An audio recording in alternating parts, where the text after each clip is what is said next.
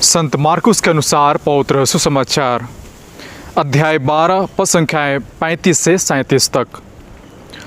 ईसा ने मंदिर में शिक्षा देते समय यह प्रश्न उठाया, शास्त्री लोग कैसे कह सकते हैं कि मसीह दाऊद के पुत्र है? प्रभु ने मेरे प्रभु से कहा, तुम तब तक मेरे दाहिने बैठे रहो जब तक मैं तुम्हारे शत्रुओं को तुम्हारे पैरों तले ना रौंद दूं। दाऊद तो स्वयं उन्हें प्रभु कहते हैं, तो वह उनके पुत्र कैसे हो सकते हैं? यह प्रभु का सुसमाचार है।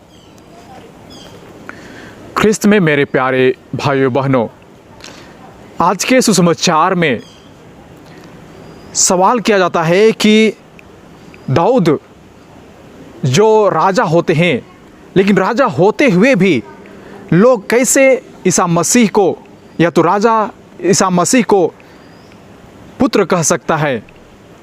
क्योंकि दाऊद कहते हैं कि प्रभु ने मेरे प्रभु से कहा, और हम यीशु मसीह को दाऊद के पुत्र कहते हैं।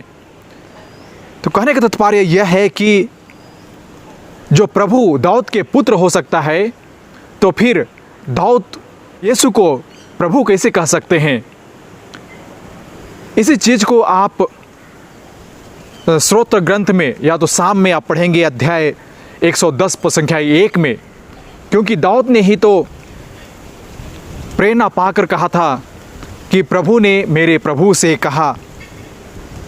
इसे समझने के लिए हम सबों को यह जानना आवश्यक है कि लोग हमारे प्रभु ईसा मसीह को दाऊद का पुत्र क्यों कहते हैं। आप याद करेंगे कि मार्क अध्याय 10 पद संख्या 46 में जब एक अंधा भिखारी यीशु मसीह को पुकारते हैं कि दाऊद के पुत्र मुझ पर दया कीजिए, क्योंकि सभी लोग जानते हैं कि ईसा मसीह दाऊद के पुत्र हैं। और उसी प्रकार जब शैतान भी जब ईसा मसीह उन्हें मनुष्यों से बाहर निकालते हैं, तो वे उन्हें भी चिल्ला चिल्ला कर कहते हैं कि आप हम सबों को परेशान क्यों करते हैं? आप हमें परेशान ना करें, क्योंकि वे जानते थे कि यह ईसा मसीह ईश्वर के पुत्र है। इसीलिए सभी लोग जानते हैं कि यह कोई साधारण मनुष्य नहीं है, लेकिन वह ईश्वर का पुत्र है, मनुष्य का पुत्र है। क्योंकि हम सभी लोग जानते हैं कि यीशु ख्रिस्त वह 100% मानव पुत्र है और 100% ईश पुत्र है। He is 100% of man and 100% of God. क्योंकि हम सभी लोग जानते हैं कि ईसा मसीह खुद कहा कि मानव पुत्र को दुख और कष्ट सहना पड़ेगा, वह पृथ्वी पर कई तरह के समस्याओं से गुजरेगा। उसी प्रकार उन्होंने जब लोगों को शिक्षा देते हुए कहा कि इस पुत्र को इस धरा से ऊपर उठा लिया जाएगा और तीसरे दिन वह मृतकों में से जी उठेगा। इसी प्रकार हम इसे समझने के लिए हम अपने दैनिक जीवन में भी हम लागू कर सकते हैं या तो हम जान सकते हैं। जैसे हम सभी लोग, कोई भी महान व्यक्ति होता है तो हम उसे अपने उदाहरण द्वारा हम समझने की कोशिश करते हैं। जैसे मान लिया कि एक व्यक्ति जो बड़े पदाधिकारी बन जाते हैं, तो हम कहते हैं कि क्या वह व्यक्ति फलना का बेटा है, या उसी का बेटा जो हमारे राज्य में पदाधिकारी है। इस प्रकार का हम उसे जानने की कोशिश करते हैं पीढ़ी दर पीढ़ी, या उनके बारे में, उनके परिवार के बारे में। उसी प्रकार मैं याद करता हूँ कि हमारे जीवन में भी जब मैं एक पुरोहित बना, तब से हमारे घर परिवार के लोग, हमारे अपने माता पिता, हमारे भाई बहन और हमारे संगी संबंधी, वे भी मुझसे कहते हैं फादर जी। तो कहने का मतलब ये नहीं होता कि हम उनके माता पिता बन जाते हैं, लेकिन हम जो उनके संबंधी रहते हैं हम उसी में निर्भर करते हैं। लेकिन फिर भी लोग हमारे योग्यता के अनुसार हमें बुलाते हैं।